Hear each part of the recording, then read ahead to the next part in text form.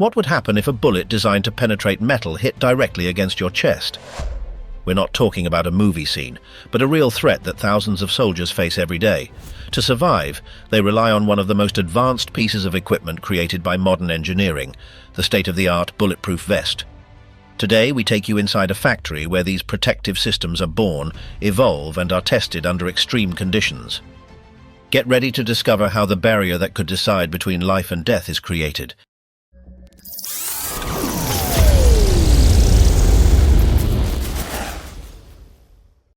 From technologies that seem to defy the known laws of physics to synthetic fibers specifically designed to withstand force levels that no conventional fabric could tolerate, the process of manufacturing a modern bulletproof vest is a combination of science, advanced engineering, and extreme precision.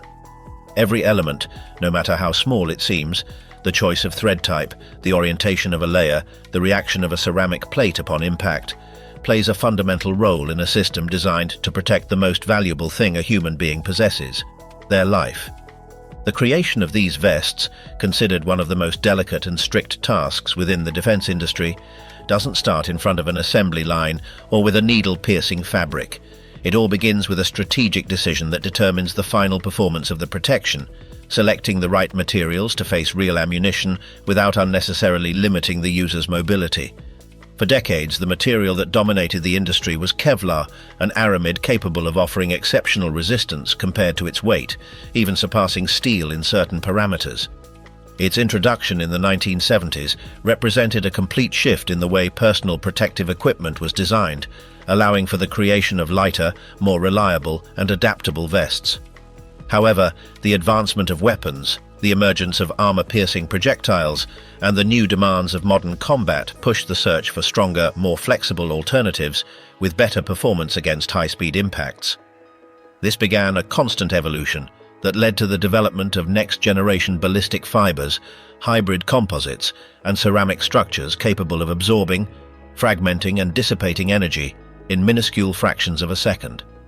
Each of these advancements marked a new chapter in contemporary ballistic protection. But times have changed. Weapons have become more powerful, armor-piercing projectiles more accessible, and confrontations more complex. This forced engineers to seek out lighter and stronger alternatives. Today, high-end military vests use advanced ballistic fibers such as ultra-high molecular weight polyethylene, also known as UHMWPE or BVPE. These fibers not only withstand extreme impacts, but also float in water, do not rust, are flexible, and maintain their integrity even in intense environmental conditions. In experimental projects, even the use of graphene is being tested, a material almost unimaginable outside of science fiction, extremely thin, but hundreds of times stronger than steel. At first glance, the fiber rolls that arrive at factories look like ordinary fabrics, but each thread contains a microscopic structure designed to absorb and redistribute energy in infinitesimal fractions of time. While steel armor tries to stop a bullet with its rigidity, ballistic fibers do the opposite. They absorb the impact through controlled deformation, expanding and dissipating the force before it reaches the body. However, when we talk about rifle ammunition, the demands increase. This is when the most important component of the modern vest comes into play: rigid plates made with ballistic ceramics, usually based on silicon carbide or boron oxide. These plates have a unique characteristic. They fracture in a controlled manner upon impact. This absorbed breakage prevents the energy from concentrating in a single point. In this way, the plate protects the torso even against high-speed projectiles. But the balance is delicate. A vest that is too heavy hinders mobility. One that is too light simply doesn't provide protection. Therefore, each component must meet very specific parameters of weight, flexibility, and durability. A level 4 vest, for example, capable of stopping a 7.62mm armor-piercing bullet, has an approximate weight limit of 9 kilograms. In addition to withstanding impacts, it must resist fire, moisture, constant friction, ultraviolet radiation, and extreme temperatures. At this initial stage, the raw materials have extraordinary qualities, but they are still just that, materials. The real challenge begins when they must be transformed into a functional structure that wraps around the human body and can adapt to any tactical situation. Once the fibers and compounds are chosen, the transformation process begins. Precision is key. Large rolls are cut into sections that will later be cut with CNC machinery or laser systems. Nothing is left to chance. Each layer serves a unique function within the ballistic system and must be cut to perfection. The tolerance for error is minimal. A deviation of less than a millimeter can compromise the entire design. After cutting, the layers are arranged one on top of the other according to specific layouts. They are not simply stacked. Each fiber is oriented in different directions, between 0 degrees and 90 degrees, or in crossed patterns, to create a multi-directional web. The goal is simple. When a bullet hits, the energy must be distributed in all possible directions, reducing damage. The more layers, the greater the protection, up to a point. Adding more sheets increases the weight and decreases flexibility, so engineers must find the ideal balance. The layers are bonded together with adhesives or resins that can withstand high temperatures, humidity, and prolonged wear.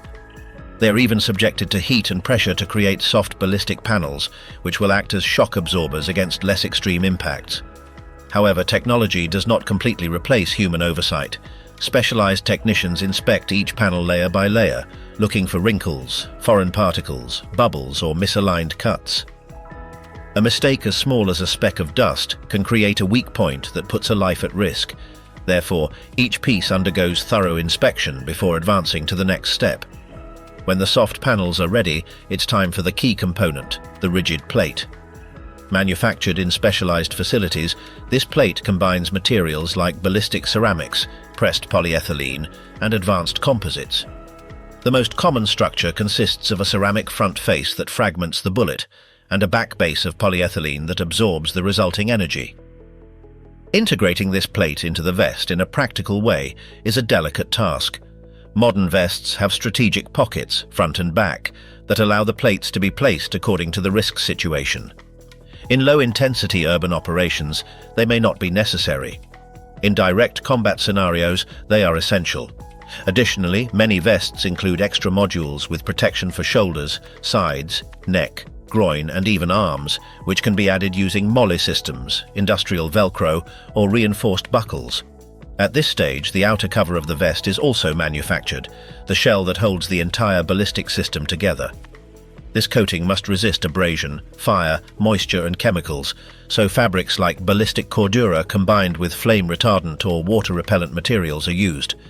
Everything is sewn with high-strength threads to ensure that nothing tears during action. Ergonomics plays a key role. The vest must fit the body without limiting movement. For this reason, internal padding, adjustable straps, ventilation points, and quick-release systems for emergency removal are added. Once the vest is assembled, it may look complete, but it is still not ready. It still has to prove that it works. Here begins one of the strictest and most demanding phases of the entire production: ballistic testing.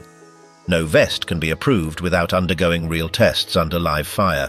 In specialized laboratories, handguns, assault rifles, sniper rifles, and armor-piercing ammunition are used. Each type of bullet has different effects, and all must be evaluated. The vest is placed on mannequins made of ballistic gel or digital sensors that simulate the consistency of the human body. It's not enough to observe if the projectile penetrates. The amount of energy transferred inside is also measured, a parameter known as residual trauma. Even if the bullet doesn't go through the vest, the impact can be so strong that it causes severe internal damage. That's why every limit is strictly regulated. To obtain Level 4 certification, the allowed trauma is minimal, even with rifle projectiles fired at close range. Multiple impact tests are also conducted, shooting in close proximity to simulate bursts. The vest must continue to offer protection even after being damaged by previous impacts. In addition, it must demonstrate resistance to extreme conditions: intense cold, extreme heat, high humidity, exposure to liquids, constant abrasion, and prolonged wear. The tests are recorded using high-speed cameras and digital measuring equipment, capturing every detail of the impact. If the model passes all the tests, it receives certification from official bodies such as the NIJ or equivalent entities in different countries. However, supervision doesn't stop there. During mass production, vests are randomly selected from each batch to repeat the tests. If even one fails, the entire batch can be discarded. This ensures that each unit meets the strictest standards. After passing certification, the vest moves to its final stage, preparation for real deployment. This phase includes packing and registration procedures handled with the same rigor as a military operation. The vests are stored in protective covers that isolate them from dust, moisture, and ultraviolet radiation. They are often vacuum sealed to ensure that nothing affects the ballistic materials during transport or storage. Each vest receives a unique code that includes serial number, production batch, assembly date, materials used, certifications obtained, estimated lifespan. This identification system allows tracking the journey of each vest from its manufacture to the moment it is delivered to a soldier, tactical unit, or police force. If a technological update requires replacing an entire batch, or if a defect is detected in a specific series, traceability makes it possible to immediately locate each affected unit and remove it before it compromises the user's safety. After the final inspection, the vests are prepared for distribution. Each one is packed with measures that protect the ballistic material from moisture, dust, and any environmental factor that could degrade it during transit. They are then arranged on pallets and shipped through secure logistical routes, using military trucks, cargo planes, or vessels designed for transporting sensitive equipment. The final destination may vary: strategic warehouses, training centers, operational bases, or areas with real military activity.